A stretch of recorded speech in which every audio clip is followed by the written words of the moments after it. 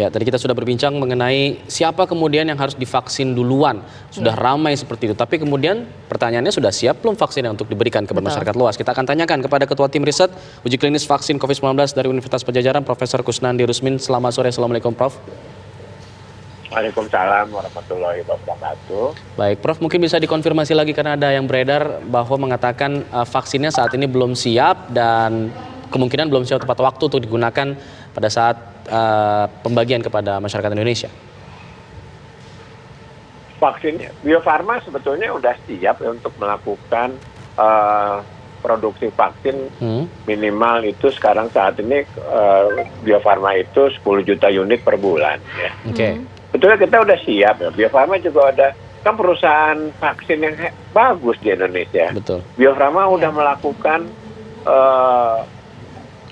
ekspor vaksin kemana-mana. Ya, kalau ekspor vaksin polio itu 140 negara itu dari Indonesia. Ya, 70% daripada kebutuhan vaksin polio di seluruh dunia itu dari Bio Farma. Siap kok Indonesia dari dulu.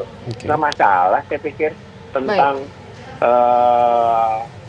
Indonesia gitu sih. Sebetulnya Indonesia sih siap. Oke, baik. Prof, sejauh ini ada informasi bahwa hasil evaluasi dari efikasi, kemudian keamanan dan juga imunogenitas vaksin baru bisa diketahui pada bulan ke-6. Benar begitu, Prof? Jadi kalau kita melakukan uji klinis, itu yang dilihat itu adalah yang pertama adalah keamanannya. Ya, keamanannya itu kita lihat itu adalah pertama 30 menit setelah imunisasi, terus kemudian 1 jam, terus kemudian 1 minggu, 1 bulan, 3 bulan, terus kemudian 6 bulan. Itu yang diamati. Keamanannya itu apa sih? Dilihat bengkaknya bagaimana, merahnya bagaimana, panasnya bagaimana, itu ya. Demikian sama itu ya.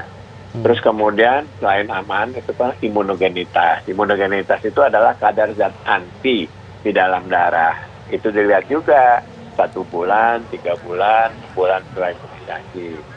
Itu mengetahui kalau setelah 6 bulan berapa kadar antibodinya, apakah perlu diulang atau tidak. Kemudian satu lagi ada efikasi. Efikasi itu adalah perbandingan ya jumlah yang sakit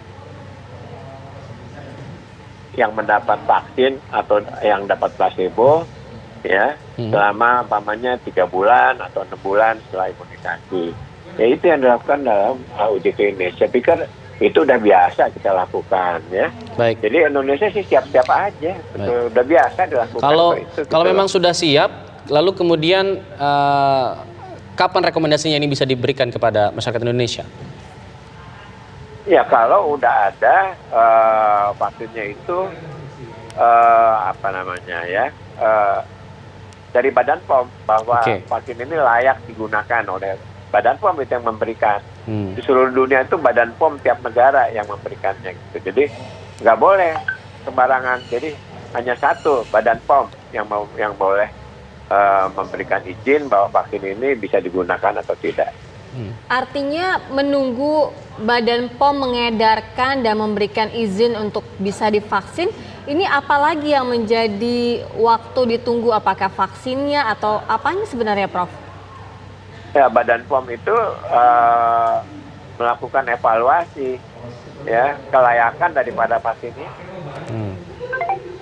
Ya, apakah vaksin ini layak sudah atau belum? Nah itu akan dilakukan oleh Badan POM. Artinya akan butuh waktu berapa lama lagi evaluasinya itu, Prof?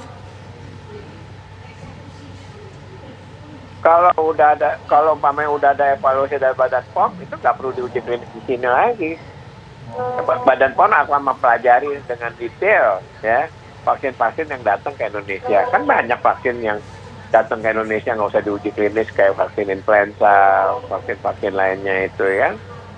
Itu nggak perlu diuji klinis di Indonesia. Begitu Badan POM memberikan persetujuan bahwa ini layak, ya sudah bisa digunakan.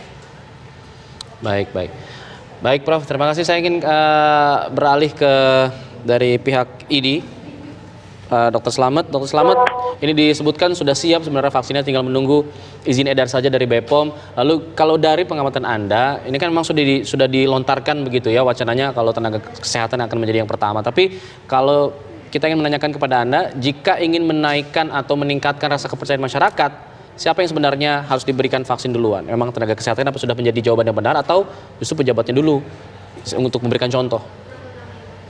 Ya, saya kira kayak di luar negeri ya, di Inggris itu nomor satu adalah orang-orang yang risikonya tinggi, kemudian orang-orang kesehatan. Tapi ini tidak ada urusannya sama kepercayaan, tidak. Urusannya adalah untuk menyelamatkan ini yang di lini garda terdepan, gitu loh.